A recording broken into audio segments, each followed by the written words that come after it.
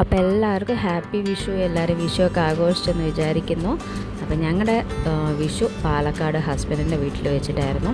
തലേ ദിവസം രാത്രി നമ്മൾ ഉരുളി ഒക്കെ കഴുകി വൃത്തിയാക്കി കണി വയ്ക്കാനേ, അത് ഓട്ടുരുളിയാണ്. അപ്പോൾ കഴുകി വൃത്തിയാക്കി ഇത്തിരി മെനക്കിടണ്ടേണം. അവസാനം അത് 3-4 പേരൊക്കെ കൂടി ചേർന്ന് കഴുകി വൃത്തിയാക്കി പിന്നെ കണി ഒരുക്കാൻ വേണ്ടിയിട്ട് ചേട്ടനും ചേച്ചിയുടെ മോനും ചേച്ചിയുടെ ഹസ്ബൻഡും അങ്ങനെ എല്ലാവരും, അച്ഛൻ മേൽനോട്ടം വഹിച്ചു. അങ്ങനെ എല്ലാവരും കൂടി ചേർന്ന് കണിയൊക്കെ ഒരുക്കി. പിറ്റേ ദിവസം രാവിലെ ഒരു 4:30 ആയപ്പോൾ അച്ഛൻ വന്നിട്ട് ചേട്ടനെ വിളിച്ചു.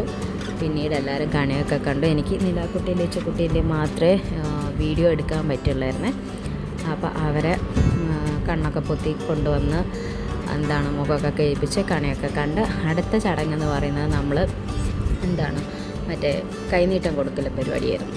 101 രൂപയും വെറ്റിലയും ഫ്രൂട്ട്സും ചെറിയ മുന്തിരിയും ഇതൊക്കെ വെച്ചിട്ട് അച്ഛനാണ് ഇവിടെ നമുക്ക് കൈനീട്ടം തരുന്നത്. അപ്പോൾ എല്ലാവർക്കും കൈനീട്ടമൊക്കെ തന്നു. ഇതിന് വേണ്ടിയിട്ടാണല്ലോ നമ്മൾ മെയിനായിട്ട് മറ്റേ വിഷു ആഘോഷിക്കുന്നത്. അപ്പോൾ ആദ്യം ചേച്ചിക്ക് തന്നു, പിന്നെ ചേട്ടന് കൊടുത്തു, പിന്നെ അനിയത്തി, അതിനുശേഷം ചേച്ചീൻ്റെ മോയെ 2 മക്കളുണ്ട്, അവർക്ക് 2 പേർക്കും കൊടുത്തു. ശേഷം നിലാവിനും ലച്ചുവിനും കൊടുത്തു. പിന്നെ മരുമോന് കൊടുത്തു, ചേച്ചിയുടെ ഹസ്ബൻഡാണ്, മൂപ്പർക്ക് കൈനീട്ടം കൊടുത്തു. അതിനുശേഷം എനിക്ക് തന്നു. ലാസ്റ്റ് അമ്മയും. പിന്നീട് അങ്ങോട്ട് പടക്കം പൊട്ടിക്കൽ തകർക്കലായിരുന്നു. പക്ഷേ എല്ലാവരും പൊട്ടിച്ചില്ല, ചെറുതായിട്ട് എല്ലാവരുടെ കൈയൊന്ന് പൊള്ളിയായിരുന്നു. അതുകൊണ്ട് എല്ലാവരും പൊട്ടിക്കൊന്നും ചെയ്തില്ല. ഞാനാണെങ്കിൽ മൊത്തം വീഡിയോ എടുക്കലായിരുന്നു. അതൊക്കെ എടുത്ത് പുലർച്ചയ്ക്കുള്ള വിഷു ആഘോഷങ്ങളൊക്കെ കഴിഞ്ഞു. പിന്നീട് എല്ലാവരും രാവിലെ കുളിച്ച് കൈനീട്ടം മേടിക്കാൻ ഓരോ വീട്ടിലൊക്കെ പോയി.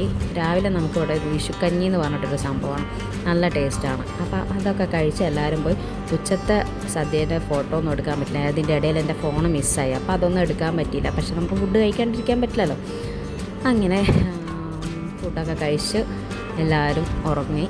അതിനുശേഷം TV ഒക്കെ കണ്ട് അങ്ങനെ ഇരുന്നു എല്ലാവരും കൂടി. അങ്ങനെ നമ്മുടെ വിഷു, ഇത്തവണത്തെ വിഷു ഇവിടെ കലാസ്. അപ്പോൾ എല്ലാവരും വിഷുവൊക്കെ അടിച്ച് പൊളിച്ച് ആഘോഷിച്ചെന്ന് വിചാരിക്കുന്നു.